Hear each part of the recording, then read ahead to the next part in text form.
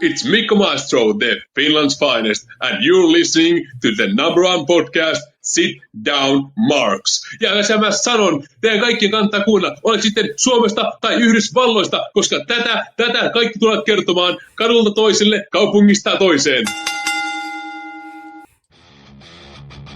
Hey yo, if I can be serious for a minute.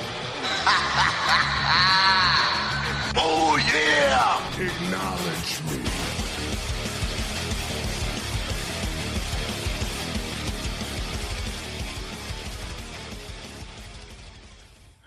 What's going on, everybody? Welcome. Come on in. Sit down. Episode number 179 of the Sit Down Marks podcast. Today, man, we're excited because we're going to give a final farewell to John Cena in the Dropkick discussion with our favorite matches, memories, opponents, you know, our favorite jerseys maybe that he might have worn, you know, at some point. So looking forward to that one, man. And we're going to talk a little AEW. World's End results, pay-per-view over this past weekend that I really enjoyed. So excited for that one. But to let you know, we are -1 today. So it's just going to be my man Dylan and myself today bringing this podcast to you. But he did, Primo, not here with us, but he did leave you a little message. Merry Christmas, you filthy animal. And a Happy New Year. So he didn't leave you, you know, all alone by yourself. He did leave you with a little wish going into the new year. So what's going on, Dylan? How you doing, brother? Oh, we're doing great, DB. We got the DB and DH Express or something like that going on. You know, vibing and thriving. Man, I am so full of like Christmas sweets. I've been doing nothing but eating candy and watching old wrestling before it leaves Peacock. We had the AEW pay-per-view, like you said. And, you know, I don't know if this has anything to do with Primo not being here or not. They might not even be related. But I heard Lucha Daddy was down helping El Generico with that orphanage. You know, I don't know if that's a coincidence that Primo's not here, if that has anything to do with it. Like, you know, who's to say? Whoever. I mean, he only told us he was going on vacation in quotation marks, air quotation marks, you know, so whatever that means, you know, I mean, out there, you know, helping out El Generico, you know, might've been it, you know, eerily enough, he left this background of masks for us to use today on, you know, YouTube and Facebook. So, you know, maybe there's something going on there together. So, but glad you could join us today. Thank you, everybody, for watching on YouTube and Facebook as we round out 2025. We got some highlights and stuff to talk about the podcast towards the end here. So thank you guys all for joining us today, man. Happy New Year, man. Happy New Year. It's right around the corner, man. So excited and just thankful for everybody. And thank you for listening on all those podcast platforms out there. So, all right, Dylan, been a little bit, man. So if you're ready, brother, let's kick this thing off. Yes, sir. Topic number 1, brother. So the Royal Rumble poster was just released for Riyadh Saturday, January the 31st. If you're watching right now on YouTube and Facebook, got that pulled up for you. You know, we're poster people around here. You know what I mean? So, you know, what do you think about this one, man? It looks different, and I think that's a good thing. Like it's. I don't know, just the vibe of it is different. I'm not sure. I can't really put my finger on it. Yeah.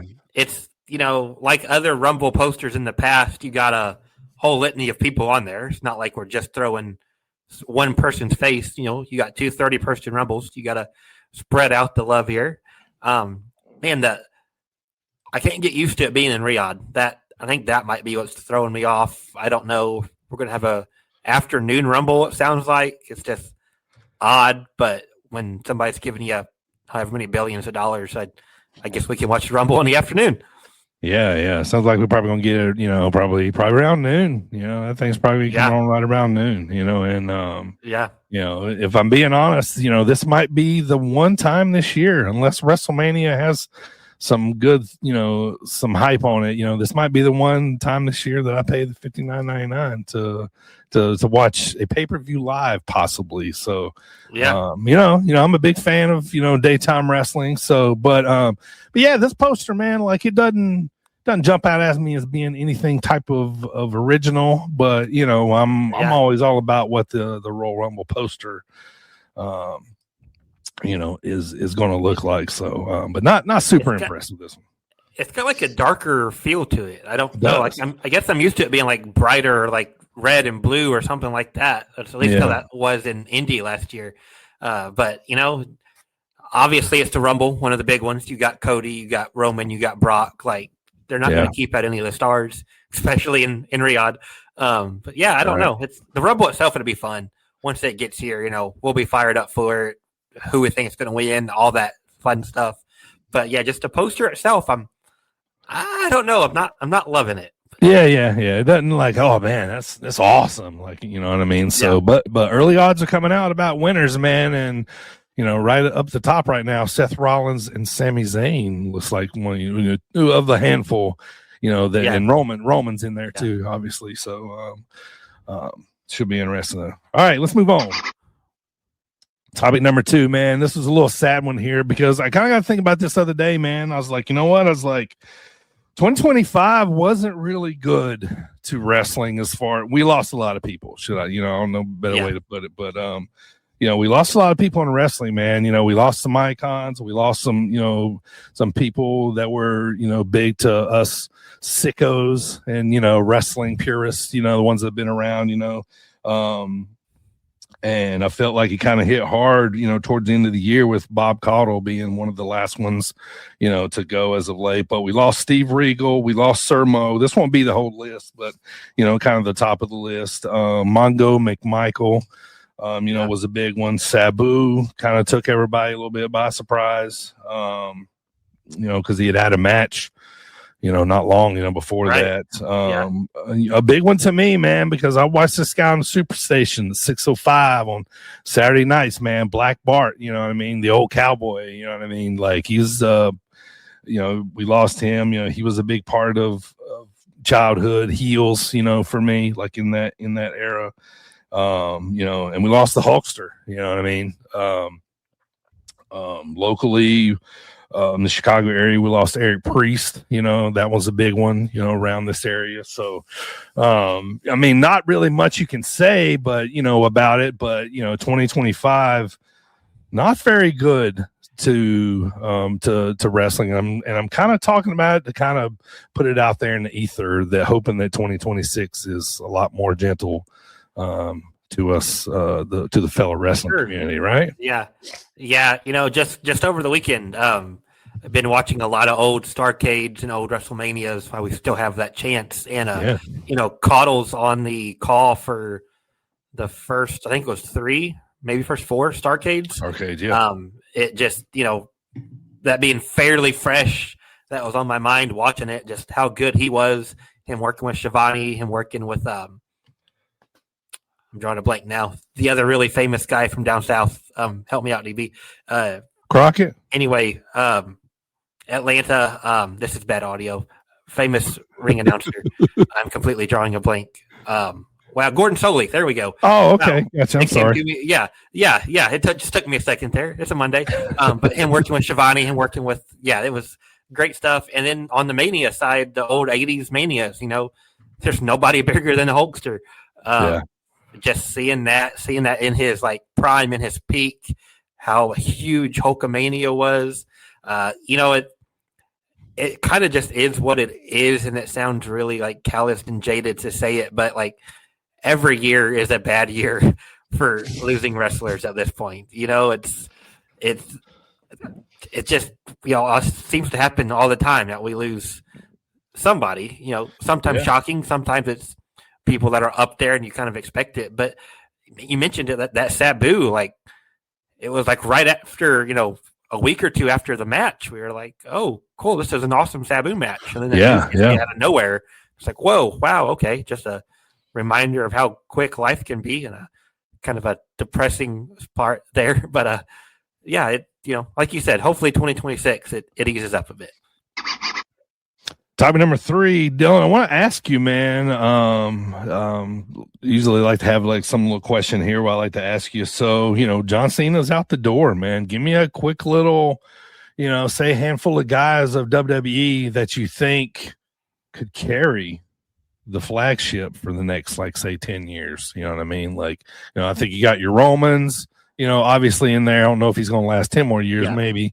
And Seth, Punk definitely not lasting 10 years, but, it's kind of like in that middle era, you think? Right. Yeah. Punk and Roman, like, I don't know that we get 10 more years. And if we do, I don't think there'll be like, the strong carrying the company type of 10 years. Cody's, the easy answer is if he's got 10 more years, he's, QB1, as he likes to say right now. I bet he does. And then, like, you got to look at a Braun Breaker.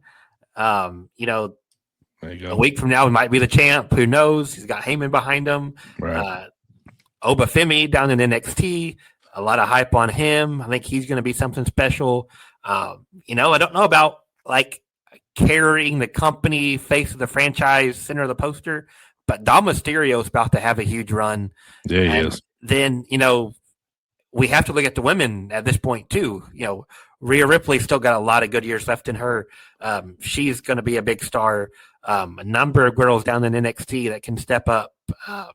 Liv Morgan just came back. Bianca Belair has been on the shelf for a little while now. Jade Cargill, big shiny new toy. Like, there's a lot of talent, and like I think we have to mention it just because of how Cena went out. Like, Gunther is going to be a big force again. The next at least 5 years, 10 years, whatever. He just retired Goldberg and Cena in the same year. Yeah, they have to do something big with him. Right. Yeah. I mean, I agree with that list. You know what I mean? Like, I would like to see guys like, like what they're going to do with Austin Theory now. You know what I mean? Yeah. Like somebody, like his size. I've always like been, big on him. It's just kind of like just finding that, that right niche for him. You know what I mean? That works. You know what I mean? And maybe, maybe we got to hate him for a little while, like Roman, and maybe he's got to suck for a little while, to get there. But, so just kind of want to see who you kind of thought. But I mean, that's a respectable list.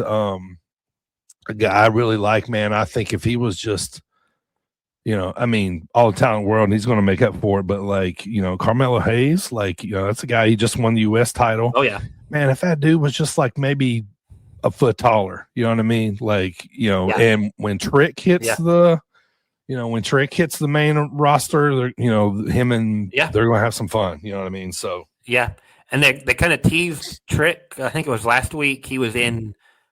I think it was on SmackDown, so it would have been Aldis's office saying, like, he's a free agent looking for somebody to sign him. Javon Evans, they've been throwing out that free agent moniker with, which, side note, like, when did NXT people just randomly become free agents all of a sudden? Right. One of their random things they're going to do from time to time. And, one more name, like, he's not even technically signed to WWE yet, but TNA's Leon Slater has been getting all kinds of airtime on WWE programming. You got to think he's going to be next in line in that, like, Jordan Grace, Joe Hendry mold, where they work for TNA, but they're getting a lot of WWE time, and they just kind of slowly transition to being a WWE person. He's gonna really take off, and I wouldn't be surprised if he's one of WWE's top guys for the next 10 years. Yeah, I agree. All right, topic number 4, man. Over this weekend, AEW, the final pay-per-view of the year for AEW, called World's End. It was held at Hoffman Estates, Illinois, which is basically West Chicago. I was really excited for this pay-per-view going to this because I'd kind of been waiting.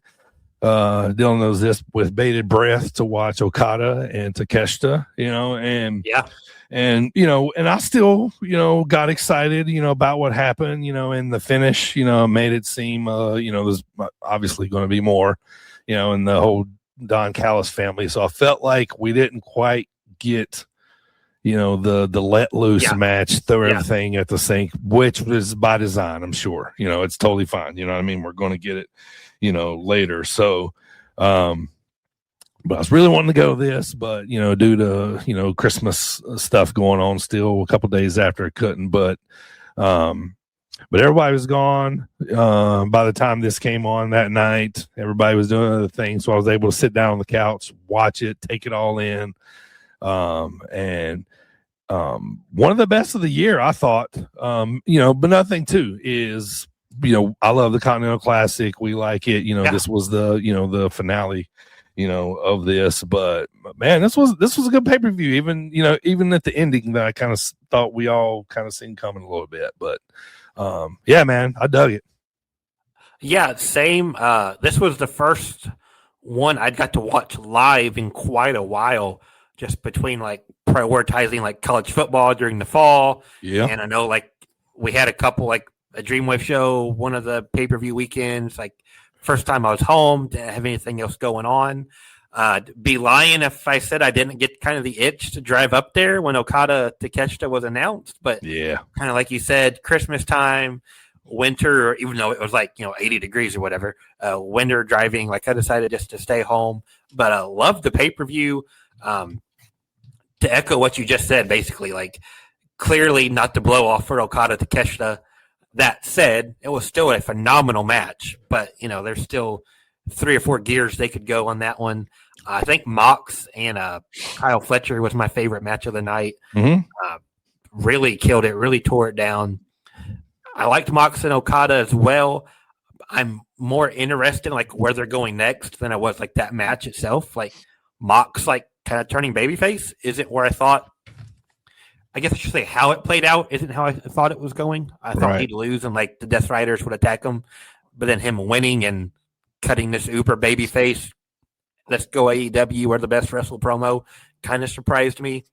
But I really like the Okada using that screwdriver during his match. Right. And then it not being there for Fletcher the next match. Yes, yeah. That connectivity, I think that's the word. I really liked it. I like where that story can go. Right. And then outside of just classic, the what they call it, the mixed nuts match or something like that. Yeah. Just all kinds of fun. Loved seeing Roddy and Marina in there together. The Orange Cassidy, Tony Storm chemistry is off the charts. I thought the women's title match killed it. Chris Stat and Jamie Hayter, great stuff. Yeah. And I enjoyed the main event. Like you said, I think we all kind of saw that coming. But I was so happy MJF came back, and I was so happy they put him in this match because it felt like we had just saw that Joe Hangman Swerve triple threat, within the last year or two. Yeah. I really, at that point, I wasn't super excited for it. I was like, yeah, okay, I guess we're running this one back. But when MJF showed up, signed that contract that he had that I kind of forgot about, like I thought they tied that all together nicely. I think him winning the title is nice way to end the year. Really good pay-per-view. You always get your money's worth. We're always going to come on here and say, oh, it was too long, but you get your money's worth. And good Saturday night of wrestling. Yeah. No, I agree. The opener was good. With Okada and Takeshita, I'm like, first match, I'm like, oh shit, here we go. Like right off the bat. Yeah. And so the story of the screwdriver looks like that was supposed to be planted there for Kyle, and Okada knew it was there and kind of stole it and took it, and ended up getting the win. Mox beating Kyle, by the choke out was nice. Yeah. Both of these matches, first 2 matches were an hour. I think we were texting after that. So I'm like, all right, here we go. Right off the bat, right? And then a little bit later, FTR retained versus the Bang Bang Gang, which I really liked that one, man. I thought that one was fun, but and then I kept laughing too because we're used to seeing Brock Lesnar guy on so many WWE shows that, when he's seen on AEW, it's like, oh, okay, yeah. So he's just like, he always gets like the front rows and stuff, right? You know what I mean? So that's funny. But anyway, so I think the pay-per-view ended up being like what, 4 hours, 3 minutes. It got over just after 11. Just a change over 4. Yeah, it takes another drop right there. So just a little bit too long, but I was into it. Saturday night after Christmas, I didn't mind it being late. You know what I mean? This wasn't like a regular, throughout the year, Saturday night for me. You know what I mean? So I was just like, it was cool. Like I like this too because I hope this kind of spawns. I feel like, I want to see if you're with me too. I feel like MJF needs a little bit of a character change. He needs a morph a little bit, you know what I mean? Like some sort of, getting to something else other than just the asshole. I think he needs to stop being the cute asshole and just be an actual asshole instead of he's our scumbag, he's a bad guy, but we cheer him. Right. Like, I'm a bad guy, but I'm gonna make you pop and laugh 10 different times during my promo. Like, just be a dick. Right. Yeah. To everybody. Like, right. Don't try to be funny. And I don't know if the AEW fans, us included, if we're just like so tied in that can't happen, no matter what he does.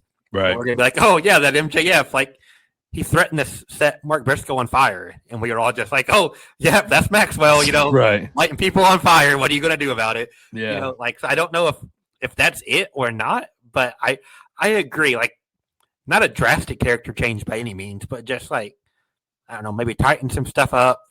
Right. But I do think the product is a lot better with him being back. Like, I didn't realize how much I missed him. I agree. Until he showed back up. And I was like, oh, okay, yeah, here we go. I agree. Last thing about this, man, and we'll move on. How did you like the angle of Moxley as the Continental Classic winner? I love it and I hate it, at the same time.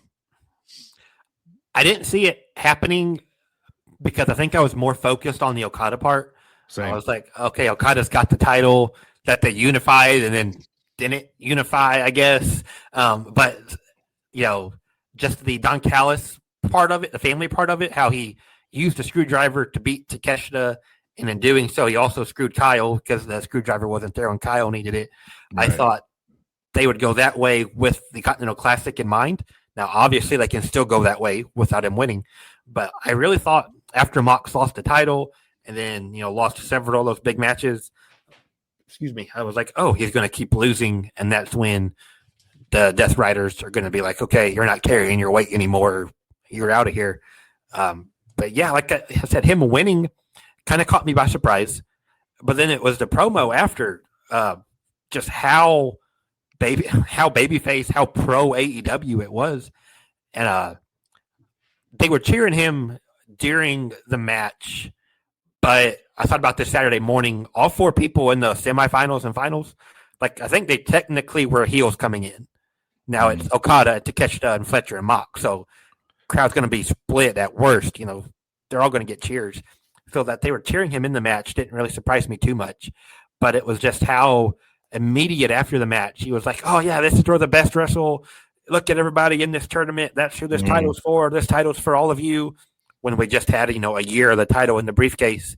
I don't know if I heard this on a podcast or read it on Twitter, but it was almost like when either the Death Riders or the group with Brian, when they started, they were talking about like different words about like how silly some of the stuff in AEW is, like going after Orange Cassidy, going after Darby Allin, like they're not taking it seriously enough. It's almost like him being in the Continental Classic and like seeing how hard everybody was fighting for it, like made him like realize, like, it kind of came full circle. He was like, okay, we're here now. Everybody's serious. Everybody's like, we're the best wrestle type stuff. Yeah. So I'm really excited to see where they go. And that's not something I thought I was going to be saying, coming into it. So. Right. Yeah. Yeah. Another point John made from Facebook right now. And I kind of thought about this too. Like, we know the Claudio's coming probably. I kind of thought maybe that would happen during this promo.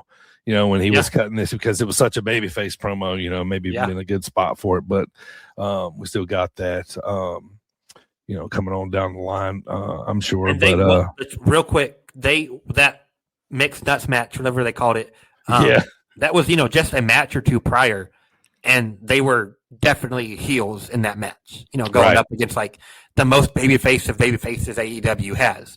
So it's not like they were like kind of on the fence. Do we like him or do we not? And then, Mox is getting cheered, so let's just cheer him. Like, they were definitely heels. And then just an hour later, Mox is complete babyface. So, yeah, they got to follow up with that. There's got to be something brewing there. Yeah, I agree. All right. Well, final topic of the hot start today, man. Before we get to talking about our moments and favorite memories of Cena, we got to talk about how the whole last time is now tournament all ended up. So we ended up just a few weeks ago, Cena versus Gunther. As expected, Gunther did end up getting the win here. Ended up being like a monumental night. I don't know that this match like blew my mind away. You know what I mean? Like it almost kind of looked to me, maybe a few times it looked like Cena maybe was a little frustrated. I know one time Gunther was laying down and Cena was like, get up. I mean, nothing new. Cena calling audibles in matches, and that kind of stuff. But yeah, so being his last match, what were your thoughts, Dylan? I enjoyed it. It played out match-wise how I expected it to play out. Of course, Gunther getting the win. I liked that Cena tapped. I really liked the story they told with like the struggle of the sleeper hold. Sure. It wasn't just like he locked it on a Cena tap, in 2 seconds. And it wasn't that he passed out, like the guy that says never give up, actually gave up. I liked that they kept going back to it. Gunther would lock it on. Cena would wiggle his way out. Gunther would go right back to it. Cena would wiggle his way out. I enjoyed it. I was kind of surprised at how the crowd reacted after the match. Yeah. I get the bad guy won, so you're supposed to boo. Sure. I'm fully in line with that, fully agree with that.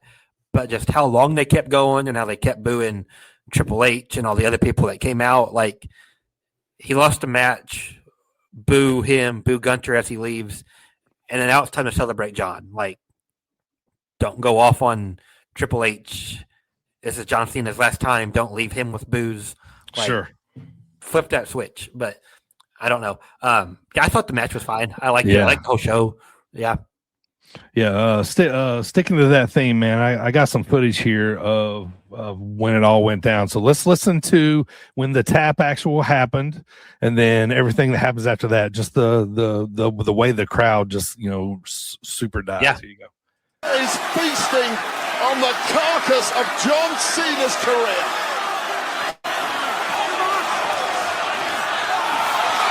John Cena has tapped out.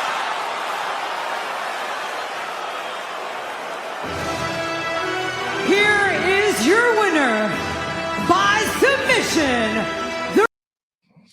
All right, so to me, like it seems like there was so many casuals in this crowd that a lot of them probably thought Cena was going to win, and of course they caught the faces of the ones that had the most shocked look or whatever. You know what I mean? This was a very expensive ticket to get in. You know what I mean? Here, so I mean, I didn't love the finish. I would have. I mean, I see the story. I get it, but as some other people, saying some right now in the chat too, that, I would have rather seen a pass out, you know what I mean? Like he just go to sleep, and then he wakes up like what happened, whatever. But I mean, it is what it is, it's John's career. He can call it however he wants. Right. You know what I mean? But I think that's, kind of like what added to it. Like we could have gotten over that. Then it was this crowd, like, just shitting on Triple H when he's out there. That became the story. It went from the story being seen as last match to, oh man, the crowd's really taking over. The crowd's booing everybody. Like, you shouldn't leave John Cena's last match. Right. Going, oh, okay, yeah, John's career's over, whatever. But man, did you hear how mad that crowd was at Triple H? Right. Like, and you think maybe too, like the smile, the smirk, kind of like, okay, I'm just like, this is it. Like nobody expected the tap to happen right then, because it's like, oh, he's smiling, he's about to rev back out. Here he comes. Like, oh no, he's tapping out. Like, oh yeah, I call that Hollywood Cena. That Cena being on too many movie sets of the old gunslinger on his last. Like he knows it's over. He knows his career's gone. Right. He's ending it in peace. The smile I did find a little odd in real time. It's like, what's going on? And even like the tap out itself, I think looked kind of odd, but part of me thinks it's just because like we never actually see Cena tap out. So it's like just the man doing that motion seemed odd. Just like Cena doesn't do this, but I liked the story. Like I said, I liked the whole show. I thought the whole show was really good. I did laugh, he comes to the ring and he's shaking the hands of like all these legends. You've got, Trish and Eve Torres and Mark Henry and Kurt Angle. RVD, and then Elias is right there. It's like, where did Elias come from? And he's in complete full gimmick with the guitar. No doubt.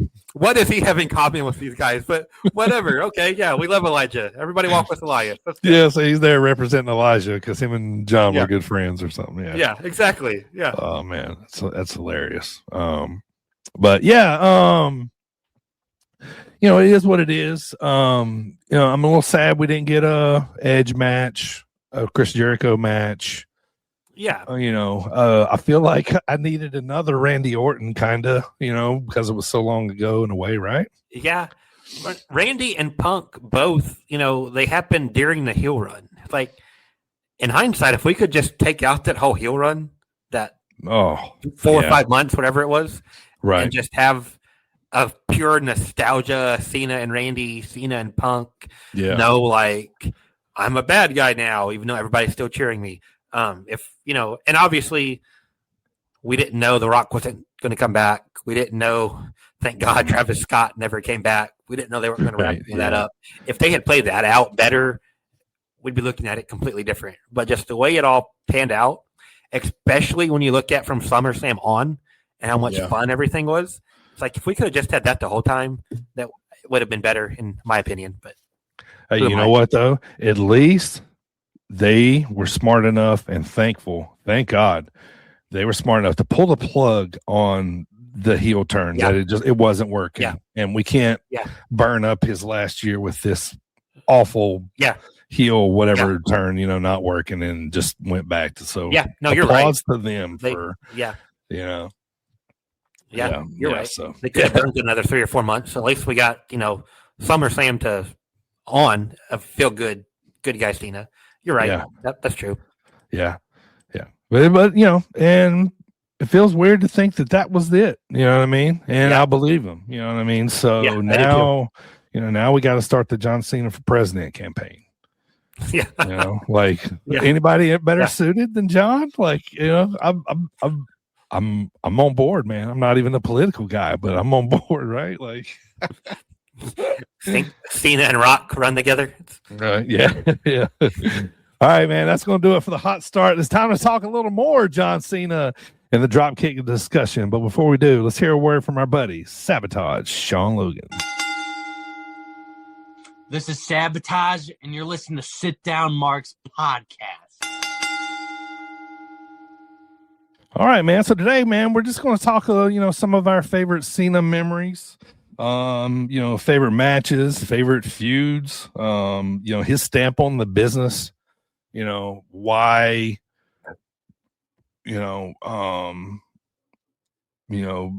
why Make-A-Wish became such a big deal because of John Cena. Not just a big deal. Let me rephrase that.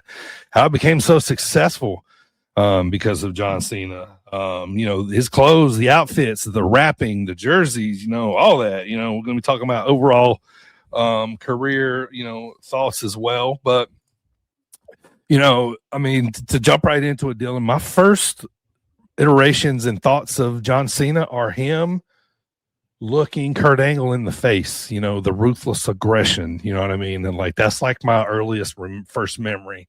Other than maybe, a rap that he come out to in, a Spirit of St. Louis jersey or a Knicks jersey or something like that, And I remember when he first started wearing the jerseys, dude, I was like, wait a minute, dude, this dude's got a Knicks jersey on? What the hell? I'm like, you're from New Massachusetts and, and I'm a Celtics fan too. So I'm like, what the hell, man? And then as time progressed, you've seen that he just wearing all kinds of jerseys, which, and then I thought, man, that's cool. And I really still think to this day, John kind of made wearing jerseys cool if it wasn't cool already, and it kind of helped, it was a trendsetter, to see, everybody, wearing these jerseys, but, the jerseys, but it wasn't that, it was the jerseys, it was the raps, when he's first starting out, that's how he got over and insulted people, and in the beginning, he took lumps just like everybody else, tons of booze. Oh, yeah. He had to rap through these booze,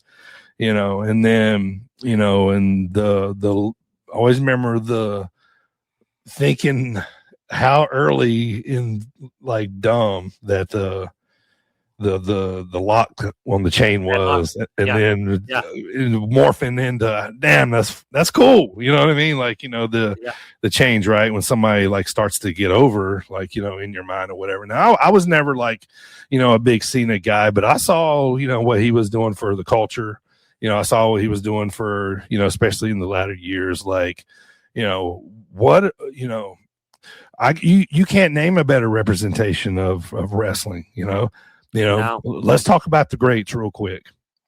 All of them have some sort of backstory or some sort of something on the internet we could look up. I'm sure John probably did in the early days too, whatever. But, as a professional, dude's never got in trouble, never been questioned about any kind of anything illegal, any no hookers, no drugs, no nothing. You know what I mean? Like just you couldn't ask for a better representation of your company, and that morphed also too. It's like he wasn't that like in the beginning, but when John Cena became, hustle, loyalty, respect, and the merch and all that stuff, it's like he's golly, I do think he's definitely like the biggest baby face of all time for sure. You know what I mean? But those early years, man, like, you got any memories of the early years? Like I said, that first match with Angle was like what put him on the map. Yeah, just to touch on what you're saying real quick, like you hear stories about Cena being like one of the biggest drinkers or like best able to hold his alcohol, however you want to put it, but they always follow it up with like, but the next morning he was in his suit and tie ready to go for, whatever press junket they had going on. So it's like he could have fun with the boys, but he was always doing all the press, wherever they were at, just like you said, as professional as it gets. Back those early Cena years, I was pretty much just watching VHS to VHS, so I missed a lot of the TVs in between. But yeah, I remember, there's one or two pay-per-views where he is the super generic John Cena, no jersey, still wearing, the biker shorts with the color matching whatever city he was in. Yeah. And, honestly, like not being super impressed. And then when he started doing the rapping and the jerseys and everything, he was a heel, and I'm like 7, so I'm booing the heels, just because. Sure. And so, who's this new guy out here thinking he's somebody, out here rapping his way to the ring, just getting in wrestle already type stuff. And like early on, I want to say it's Backlash 03, he has a title shot with Brock, and it's like there's no way Cena's going to beat Brock for the title. Right. And a couple months later, he has a pay-per-view match with Taker, and a couple months later, he has a pay-per-view match with Angle, and it goes from like, who's this John Cena kid in here with like the top stars? It goes from that to like, hey, this Cena guy is like, he's pretty good. He's in there hanging with Taker and Angle. Yeah. And that's by the time he turned him babyface. And it again, I'm a kid, so I'm just going with whatever they tell me on TV. It quickly turned into a babyface and quickly became one of my favorites. I wouldn't say he was like ever like my guy, like my number one guy. I was more of a Shawn and Taker, had more of that old school vibe, but definitely one of my favorites, one of the early on especially, and just the staying power he had. Like, that's a long career with minimal injury time, no drug suspensions. Right. Just one of the all-time greats, easily, no doubt. Yeah, man. And too, like, for me, him being, I feel like he belongs in the conversation because he's so great. I feel like being from the Massachusetts area, he belongs in that like franchise of Boston, like the Celtics, the Bruins, the Red Sox, the Patriots, John Cena. You know what I mean? Like he fits. Like it's like he fits. You're right. Yeah.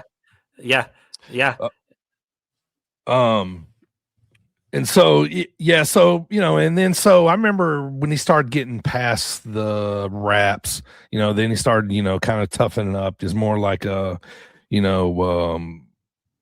tough guy, and he became more about, kind of like, what we should be in life, that kind of stuff, the hustle, loyalty, respect, you know what I mean? But speaking of, let's talk about, some of the, some of his nicknames that, we always thought, one as of late I've loved is Never Seen 17. I love that one. The Doctor of Thugonomics always makes me think when I hear the word doctor. Leader of C Nation, Face That Runs the Place. You Can't See Me, right? Everybody does that one. Five Knuckle Shuffle. Want some, come get some. But probably the one that I'll carry probably forever is The Champ Is Here. Oh, right? That seems like the one that. Yeah, you think of Cena, like automatically. Like no matter what sport, what wrestling promotion, anything, you hear somebody, hey, the champ is here. Like, oh, that's Cena, right away. Just Doctor of Thugonomics. I think back to that music, how we've became so used to the modern day Cena entrance. Been his music for, like 15 years or whatever. But that very first, 03, 04, I don't remember when it switched over, but that Doctor of Thugonomics, Cena, right. Even it's iconic. Like the guy has two iconic theme songs. And then was it Mania? I'm forgetting the number now, but one of the more recent ones, when he came back out as the Doctor of Thugonomics. Yes. He didn't have a match. It might have been with Elias or something like that, but he comes back out in the full doctor get up, the old school. Maybe it was New York. I want to say he was in like a Yankees jersey, if I remember right. But just even throwing it back to the Doctor of Thugonomics, everybody went crazy for it. Like it's all so good, so good. Yeah, yeah, man, and let's talk about for me, like I always, when I think Cena, I think opponents, I think Punk number one because Punk is my number one. Edge, Jericho, Randy Orton, Brock Lesnar, anybody that was anybody during that time, he feuded with. I loved his, the reinvigoration of the United States title when he won at that time and did the Open Challenge. Everybody was tuning in to see the Open Challenge because it got fun and interesting. But like I said, for me, Punk, my favorite opponent. My favorite match with Cena was the 2011 Money in the Bank, where the contract was expiring. Punk wins, takes the title home. But probably I don't mean this in a bad way because I love this feud. And part of me always thinks about, I always think about the pipe bomb, right? But I always think about the awkwardness of the Cena in the ring while the pipe bomb's going on. You know what I mean? He's just ripping his ass, and he's taking pieces of table off of him. He's still selling, you know what I mean? Yeah. And you know what I mean? But I always remember him laying there, man, during that time. But you got any Cena moments? Yeah, that one, you have to say that one. Sure. I don't know why I remember this, but I vividly remember being at a softball game telling my uncle there was no chance Punk was going to win because he looked at how Punk had been booked the last 6 months to a year prior to that. He's in the new Nexus and stuff. I was like, Punk's not going to beat Cena. Why are they even doing this? And then he cuts the pipe bomb and he wins the title and it becomes, the coolest thing ever. Yeah. You the named lines off were blurred. So many. Yes. Yeah. Yeah. You named off so many different rivals and just big behind the curtain. I just listed a bunch of rivals and then went through trying to list some of my favorite matches. Sure. And he wrestled everybody. Literally. I had 6 or 7 in my head. Okay, these, and I did those 6 or 7. I was I missed 20 guys that he had high profile, awesome main event matches with. Yeah. I'll throw this tidbit out there. I looked up his Randy Orton career, his Cena and Orton on Cage Match. Sure. Okay, because just to me, a lot of their stuff blends together because I had so much of it. So I decided to look up what was the first John Cena Randy Orton match. You're gonna get a kick out of this, DB. Oh boy! According to Cage Match, it's in OVW. Let me see if I can get the date right. I was gonna guess there, right? So it's a tag match. The first one they have recorded. It's an NWA/OVW show. It's the Prototype, which is John Cena. Yeah. Teaming up with Rico. Remember, he was Billy and Chuck's stylist guy. Yeah. So Cena and Rico versus Randy Orton and Bobby Eaton. Oh, God. Yeah. Wow. I found that today. I want to see if I can find the match. Like, What was Bobby doing there? Training? Never would have guessed Cena and Bobby Eaton shared a ring together. Right, I gotta see if I can find that. That just blew my mind. No kidding. And then, I think I saw you flashed it up on the screen. I think John said RVD at ECW One Night Stand 06. Just talk about an atmosphere. The whole crowd rooting for RVD, the whole crowd booing Cena. Like, are they really going to put the title on RVD? And yeah, just incredible atmosphere. RVD winning the title. Everybody remembers the banner that says, "If Cena wins, we riot." Right?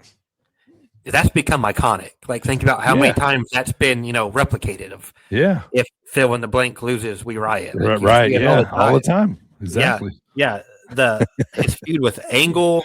At the very beginning, that first SmackDown debut, he's slapping Angle in the face, but then they run it back in like 05 when Angle's like the wrestling machine, Kurt Angle, just tearing it up. Shawn Michaels, they main event WrestleMania together, but then like 3 weeks later on Raw, they have like an hour-long match in the UK. That is phenomenal.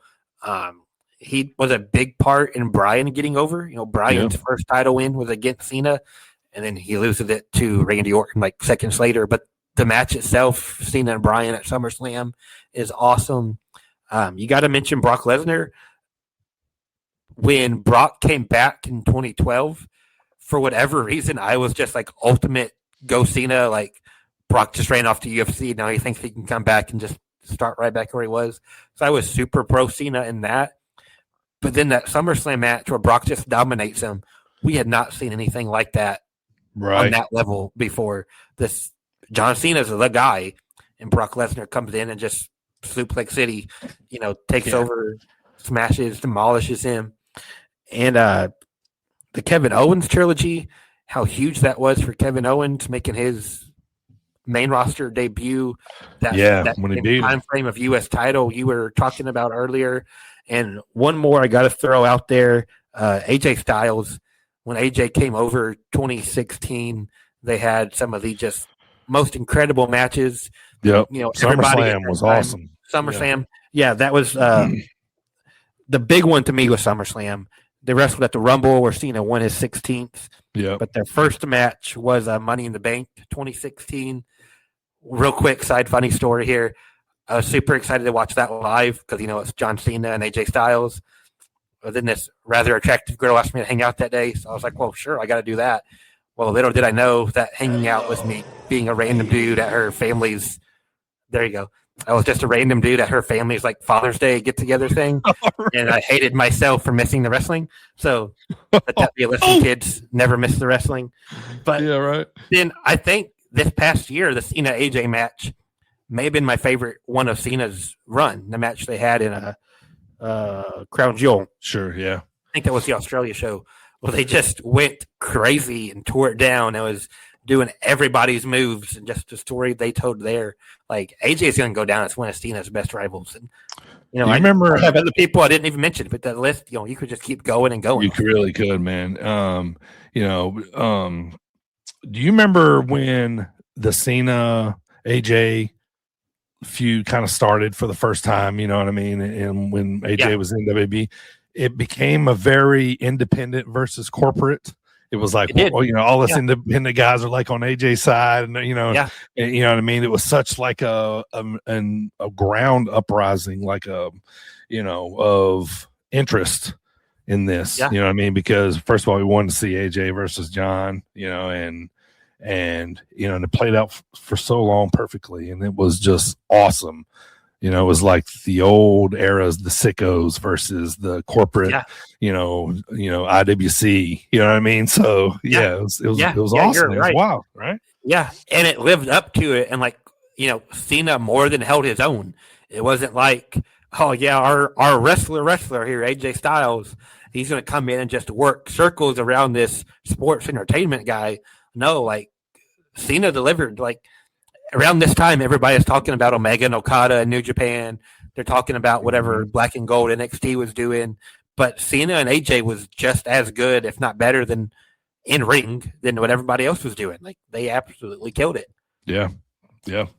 One more last match I have. I like the one with WrestleMania 28 against The Rock. I thought that was one of my favorites of his too. But I want to say that, on top of all the Make-A-Wishes that he did, he's still setting records.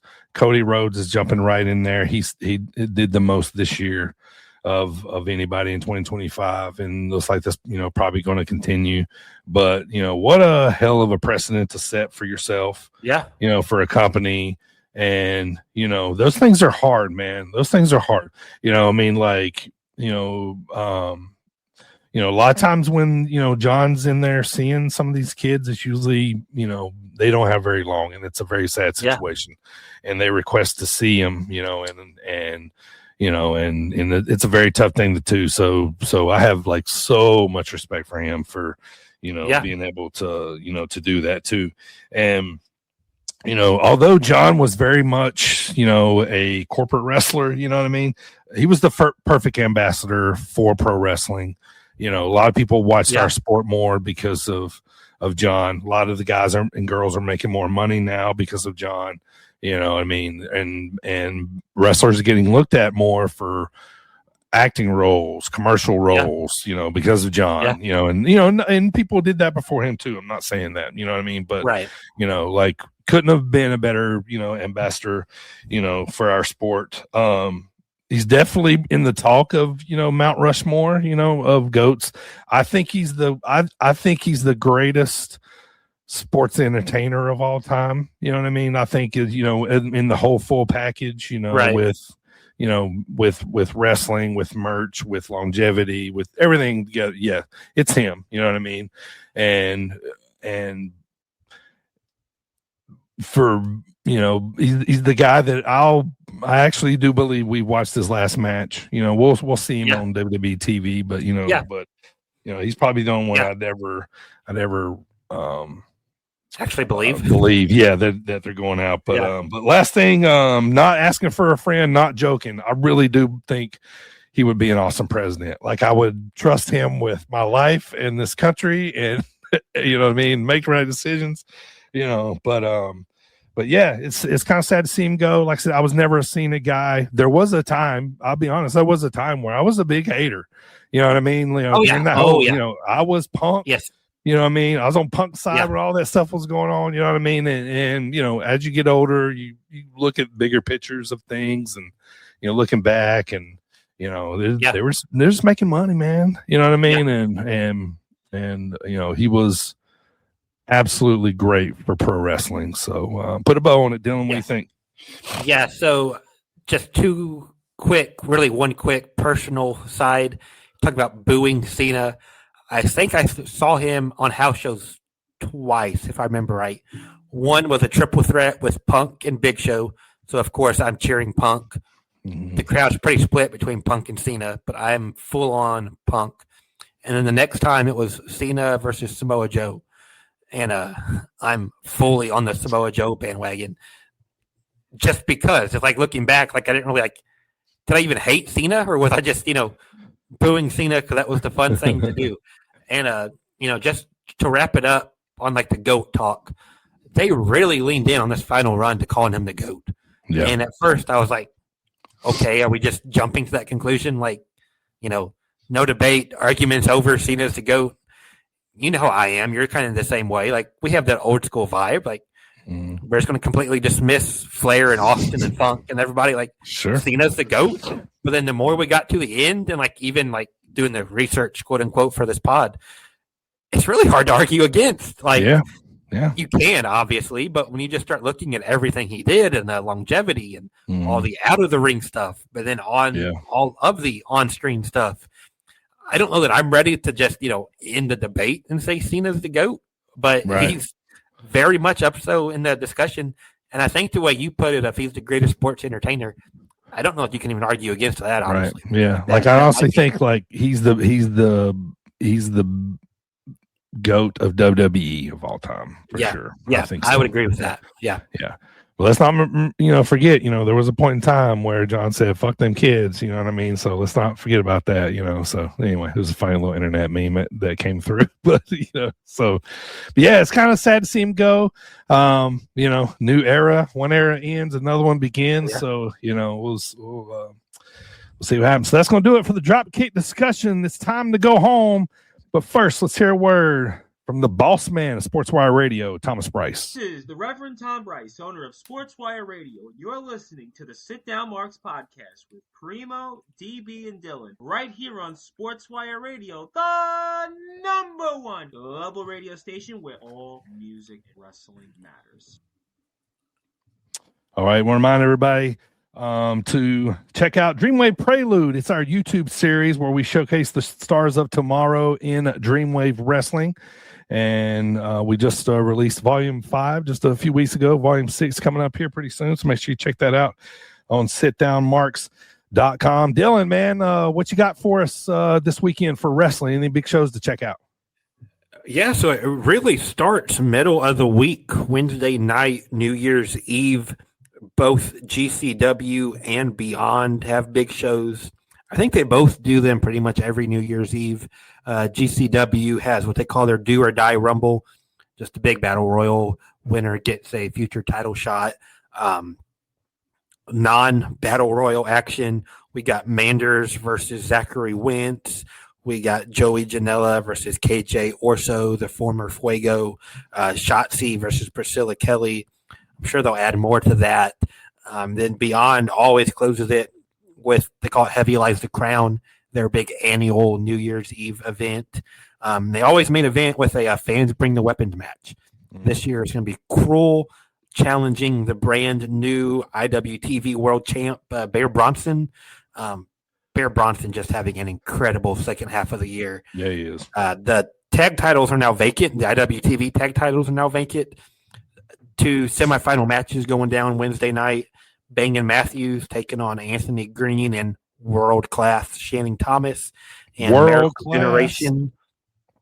Generation taking on TJ Crawford and Love Doug. Lainey Lux making her beyond proper, not just Wrestling Open, but proper Beyond debut. Cody Lane's making his debut for Beyond. Two good shows there in the middle of the week. And then this weekend, ICW on Saturday, they celebrate their anniversary in the chains. Bear Bronson again challenging for their title, challenging John Wayne Murdoch. Eric Ryan's taking on Hoodfoot. There's a 4-way. It's going to be wild between Jameson Shook, MM3, Jimmy Lloyd, and Lucky 13. And weekend wraps up with West Coast Pro on Sunday. Vinny Massaro defending the title against Danny O'Brien. Jordan Blade challenging Johnny Robbie for the women's title. Starboy Charlie versus Manny Lowe. Adam Priest is on the card. Shimbashi's on the card. Some really good stuff out there. I'm going to try to have my preview up tomorrow night so that it's ready to go by Wednesday, but this week's crazy. No promises. If not tomorrow, it'll be Thursday in its normal spot. Check my Twitter at DHagerJ15. That's DHAGERJ15. That will be pinned to the top of the page whenever it is posted on there. All right, what's coming up in January? Another Dreamwave Prelude, as we talk about, drops in early January. Primo is going to drop another Cheap Pops coming up later on in January, too. And to finish out the month, we're going to talk our top indie promotions in the USA right now. Maybe you're new to this podcast, maybe you're new to wrestling, maybe you're new to the indie scene. We're just going to talk about some top indie promotions in the United States to check out right now. Who's really hot, who's kind of noteworthy, who's really booking some good shows. So we're going to be talking about that. And then, believe it or not, towards the end of the month, it's time to talk Royal Rumble already, man. So we're going to be talking about that, giving predictions, and it's going to be a fun start to 2026. Also, want to remind you, too, to head on over to DreamwaveWrestling.com. Tickets on sale right now for Living on a Prayer, which is coming up February the 7th. Tickets on sale right now, DWTIX.net or DreamwaveWrestling.com. primofromthepod.com. Either one works just as good. So make sure you go over there and check out. Make sure you head on over to sitdownmarks.com and subscribe. And we really appreciate everybody for listening on Apple Podcasts, Spotify, all those podcast platforms out there. And really appreciate everybody watching right now on YouTube and Facebook.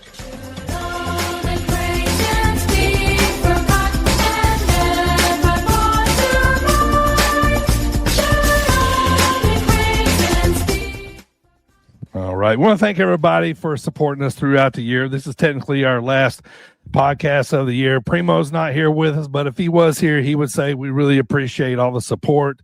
You know, the podcast has grown a lot. You know, we started this YouTube series that's been really successful for us. We're excited to see where that's going to take us in 2026, and for that to, you know, to move on down the line and see, you know, what we can do with that. So we're excited. So thank you for all the support for that. Thank you for all the downloads. If you're an OG listener from back in the old days, you know, or if you just picked up the podcast lately, we appreciate it. And thank you guys so much. We're coming up on 5 years of this podcast coming up in March. So that'll be here before we know it. But just want to take a second, man, to just say I really do appreciate it for all of us here at the Sit Down Marks podcast. For any like, download, subscribe, anything that you give us. Tell a friend about us, man. We appreciate it, you know, and we're humbled by your support. And hope you guys continue to hang out with us in 2026. So Dylan, that's it, man. 2025 is a wrap officially as of this podcast. So it was a good one, man. We saw some awesome wrestling this year. The independent scene really grew. I thought this year, and, you know, a lot of different, you know, things happening, but looking forward to wrestling in 2026, man. Oh yeah. It has been it's been a phenomenal year. Just to echo what you said, if you download, if you listen, tell a friend. We appreciate that more than you know. I seriously think, like, seeing the Sit Down Mark shirt, so like Dreamwave and other place, every time I see that, I think it's just the absolute coolest thing ever. Like, even if you got a free shirt, it doesn't mean you have to wear it. So somebody taking the time, you know, picking that shirt out of their wardrobe, it's the coolest thing ever. I just get really, it feels good to see that, you know, and, you know, you guys have been doing it longer than I have, you know, more about that than I do. But yeah, we appreciate it. So much good stuff in 2025. So much good stuff already on the horizon for 2026. Looking forward to seeing what's coming. I ended that really weird, but looking forward to seeing what's coming in 26. Yeah, man, and I especially, you know, want to give a big shout out to the Dreamwave faithful, the fans that turn out for us each and every week. They've, you know, really been supporting the podcast. I want to thank Jay Repsol and everybody at Dreamwave Wrestling for taking a chance on us and trusting us, you know, to do work with their product. And, you know, we couldn't be more humbled. So we're very, very excited about that, and excited for, like I said, what's coming up in the future. So, for Dylan, Primo, and myself, I am the Dirty Bird. We're going to sign off one last time for 2025. Happy New Year from all of us at the Sit Down Marks podcast. You know what's up. Keep spreading the good word of wrestling. We'll see you guys in 2026. Make sure you hang out for that poster coming up.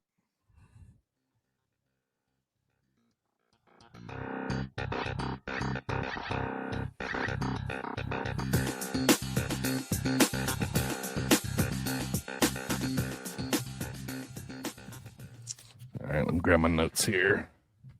All right, so this is the part of the podcast where we put a poster up, and Dylan basically tells us what happened on that very card. So, all right, here we go. Now. All right, here we go. Sticking with the John Cena. Hang on, let me turn this off here. Sticking with the John Cena. Load on my end here. Yeah, here we go. There we go. Okay, that's a newer one. That's not good. Obviously, Elimination Chamber. Right. Obviously, because it says it on the poster. Right. That's 2019? That's not right, is it? About 2017. Okay. Phoenix, Arizona. Oh, man. 17. I'm really going to draw a blank on this one. How about a championship match? Was that the Bray title? Yes, sir. There you go. Yes, sir. Bray wins the Chamber. Yeah, he beat AJ, Miz, AJ, Dean Ambrose, Corbin, and Cena. Yeah. What else happened on this card? So that would be. Oh, you may have got me this week, DB. I'm trying to put that together with what Mania that would have been. Trying to think what Roman would have been doing. There was a tag team turmoil match in here that American Alpha won, and Randy Orton beat Luke Harper in a match, if that kicks you off a little bit. Okay. I remember that being good.